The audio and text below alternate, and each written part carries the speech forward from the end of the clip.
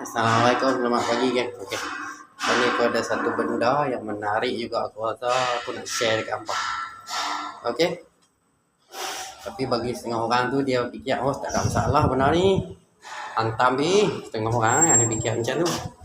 Tapi bagi aku lah, seeloknya hang boleh buat straight pasal apa hang tak buat straight tu lah. Okey, aku nak tunjuk dekat apa benda apa. Okey. Okey geng, ni dia nampak ni. Nampak ni? Nampak ni? Patutnya dia boleh buat straight lah.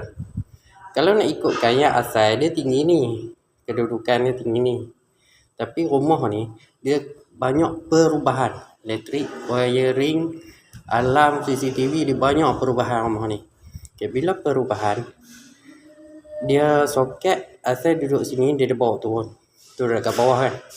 Kalau kita tengok dekat sini, straight, kalau nak ikutkan pipe ni kita boleh buat straight tau.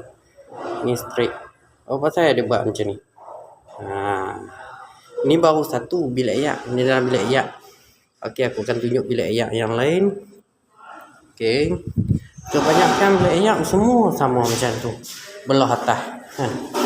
Belah bawah tak apa. Belah atas ni. Ni satu lagi. Nampak? Yang mana perubahan kebanyakan dipakai fleksibel. Apa salahnya turun pipe straight, tak ada masalah. Turun pipe straight Lepas tu pakai reducer ni female adapter ni, tak ada masalah. Okay, settle. Pada dia buat fleksibel ni lama-lama dia bukan tahan sangat. Fleksibel ni pipe ni dia lagi tahan lah daripada fleksibel. Okay, yang tu saja aku nak share dekat hampa hari ni. Watch out lo geng.